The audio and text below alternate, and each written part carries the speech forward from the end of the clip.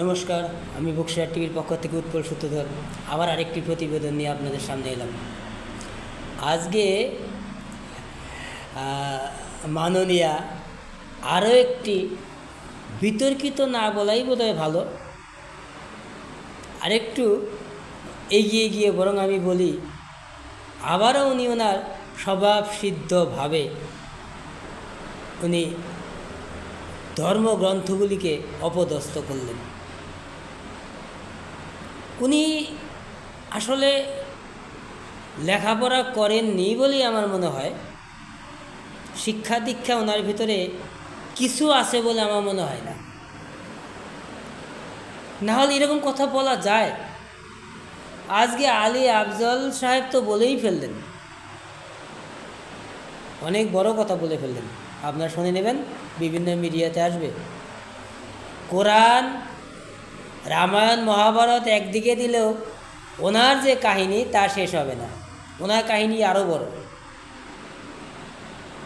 ভাবুন, একদিকে কোরআন, রামায়ণ, মহাভারত, আরেকদিকে ওনার জীবনী বা ওনার কাজ ইত্যাদি। বলুন তো, মহাভারত বা কোরআনের সঙ্গে এসবের তুলনা করার কোনো অর্থ হয়? উনি কি হয়েছেন যে ওনাকে অত বড় বড় শ্রদ্ধেয়, অত বড় বড় গ্রন্থের সঙ্গে ওনার কাজ জীবনীর তুলনা করা যাবে? হ্যাঁ, একটা তুলনা করা যেতে পারে, সেটা হচ্ছে ওনার মতো এরকম কথাবার্তা আর জগতে কেউ বলেছেন বলে মনে হয় না, কোনো পাগল ছাড়া।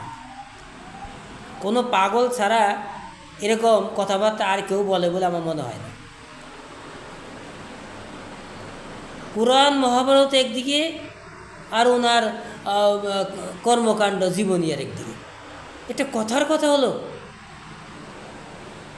আমরা যে ধর্মগ্রন্থগুলিকে শ্রদ্ধা করি, ভক্তি করি, ওনার জীবনীকে ভক্তি করতে হবে? দীপক ঘোষ পড়লে তো ওনাকে কারো কারো হয়তো থুতু দিতে ইচ্ছা করে, কারো কারো। দীপক ঘোষের যে লেখা আছে ওনার জীবনী, সেটা পড়লে অনেকেরই ওনার গায়ে থুতু দিতে ইচ্ছা করবে। যাই হোক, আপনারাই ঠিক করবেন। আমি এই ব্যাপারে আপনাদের বলছি না আপনারা থুতু দিন, তবে আমার এটা ধারণা ওনার যে ব্যক্তিগত জীবনী সেটা কিছুতেই আমার কাছে তো শ্রদ্ধার মনে হয় না। উনি চেয়ারটাতে বসেন শ্রদ্ধার, তাই ওনাকে মাননীয় বলি। তবে ওনার এসব কথাবার্তা শুনলে ওনাকে শ্রদ্ধা তো দূরের কথা, ওনার মুখ দেখতে ইচ্ছা করে না। কার্তিক মহারাজকে, রামকৃষ্ণ মিশনকে, ভারত সেবাশ্রম সংঘকে বলছে আমি শ্রদ্ধা করতাম। আমি আপনাকে শ্রদ্ধাও করতাম না, আপনি তো করতেন একদিন, এখন করেন না। করতাম শব্দের অর্থ তো তাই হয়, আপনি লেখাপড়া করেছেন কিনা জানি না। করতাম মানে আগে করতাম, এখন করি না, এটা অর্থ এরকমই দাঁড়ায়। আমি আপনাকে শ্রদ্ধা কোনো দিনই করিনি, কারণ আপনি শ্রদ্ধার পাত্রই নয়। আপনার কথা, আপনার কাজ কোনোটাই আইনি বা সামাজিকভাবে সিদ্ধ নয়। চিরকালই অন্যায় বলেছেন, চিরকালই অন্যায় করেছেন। চেয়ারে আছেন মূল্যবান, শ্রদ্ধার চেয়ারে, তাই আপনাকে মাননীয় বলতে বাধ্য থাকি। তবে এভাবে বেশি দিন চলতে পারবেন না, আপনি শুদ্ধ হন, এই অনুরোধ রেখে আজকের প্রতিবেদন এখানেই শেষ করছি। নমস্কার, বক্সিয়ার টিভির পক্ষ থেকে আমি উৎপল সূত্রধর।